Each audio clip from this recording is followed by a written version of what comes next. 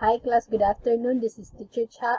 Today we will having our new topic, which is I am a social being. But before we start the discussion, I have something to show you in a poem. Please read the poem carefully, then highlight the lines that you find relevant to you as a young person.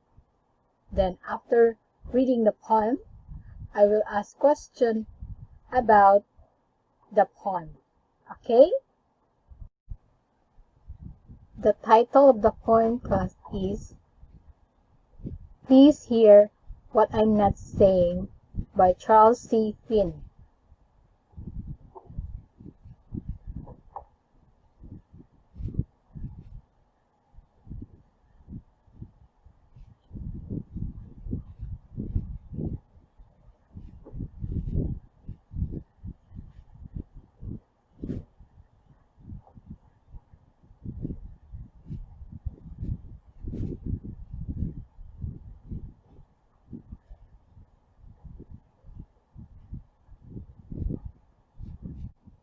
And that's the end of the poem. We also need time to be alone, to reflect on our life. But nobody wants to be totally alone, class. We yearn to be with others. It is in our nature to desire to belong and to be part of a group or a community. Since we are social beings, we living and growing within a society would be the best means to be fulfilled as humans. These are the following questions of the poem. First, what are the lines that you highlighted? Why are these lines relevant to you? Why was the poem entitled Please Hear What I'm Not Saying? What does the poem say about being human? Is it an advantage for a person to be alone? And last, what does it mean to be a social being? What does it mean to be a social being, class? According to Aristotle, social beings tell us that human beings are social by nature. Deep within ourselves, we know and feel that we do not want to be alone, and we like to be surrounded with our family and friends. Diba? We were born to live with others, to grow with them, and to develop individually through our interactions with other members of the society. We can only grow and achieve our potentials as human persons in relationship with others within a society. So, society refers to an enduring and cooperating social group whose members have developed organized patterns of relationship through interaction with one another, or a community, nation, or broad grouping of people having common traditions, institutions, and collective activities and interests. That is according to Merriam-Webster Dictionary. As a person, we born into different types of society. We shared the following: the language, culture, tradition, and behavior. However, more than the kind of clothes or the kind of food in our respective communities, our values as individuals are influenced by our society to a large extent. Okay, so tinuod yun na, no? So, our society is very influential to us, especially to our character and behavior. Self and society. A society is composed of individuals whose growth and development depend on how they are taken care of and honed by and within the community. So, we learn about the world through others. Our essential connection, class, to others are not just for survival, but also for our happiness and sense of fulfillment.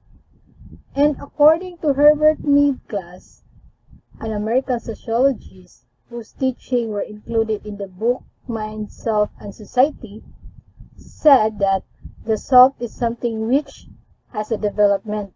It is not initially there at birth, but arises in the process of social experiences and activity.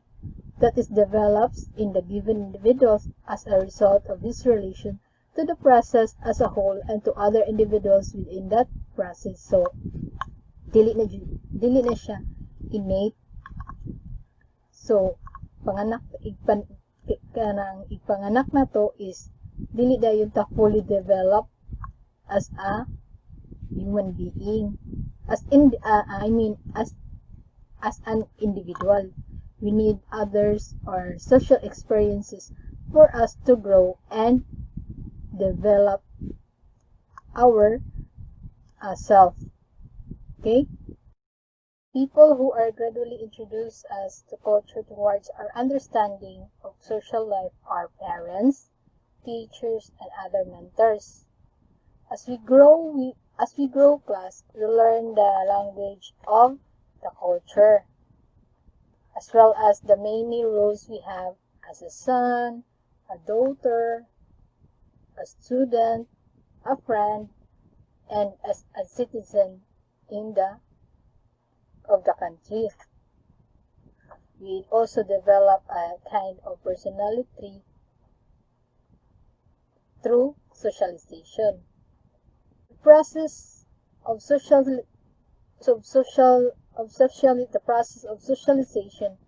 begins after birth.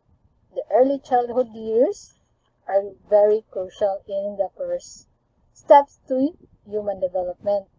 The children needs to learn how to walk and how to talk, and the people do not learn it independently. So there is some guidelines. There is a guidance for our parents, for our teacher, or for our elders for us to grow. And also, the way we learn how to think, communicate, and build a sense of identity are always within the context of living in a community. So, there is some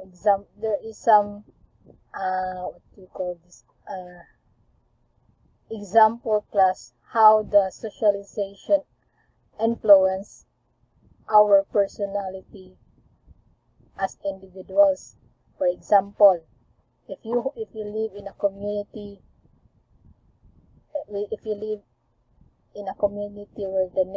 where your neighbors are very friendly and have a good moral character, so you will also most likely with them. But if you are living in a community which is violent, is very rampant, so therefore you also acquire those things. But it depends how you manage and develop it as a person, as a human being, or as an individual. Pero para na ko class no is not just for me. It depends how you deal with it, because not just because you live in a community where, for example, where a lot of chismosa there, so that it doesn't mean that you're also a chismosa, like, diba?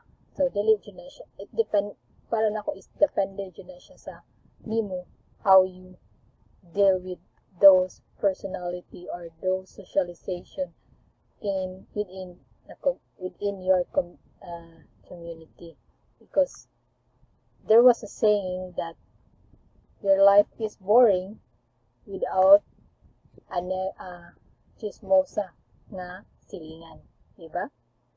So The process of socialization is continuous. As we grow older and wiser, we are able to learn and acquire values that will mold us into a person of strong moral character. We need to interact with others so that we will be able to continue to develop our social skills and become better persons. From birth, we continue to understand the world around us as we share our lives with others. From family, friends, neighbors, and can gain knowledge and learn life skills people around us affirm and or deny our behavior. Hence, they help us correct our misconception. This connection with others has formed us into the person that we are today. We are unique individuals, but as a society, we naturally adapt to its way of life and thinking. More than the society, what is important is the consideration of the values that society transmits to us. For the dignity of each person, justice, love, the meaning of life, and understanding of God, and our relationship with Him, and a moral, healthy society ensures its members the equal opportunity to grow both in the body and spirit. People will continue to search for a society that provides economic security and the chance to fully grow as individuals and as a members of a community.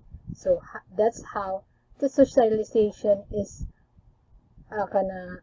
that's how the socialization process important. It's very important to us.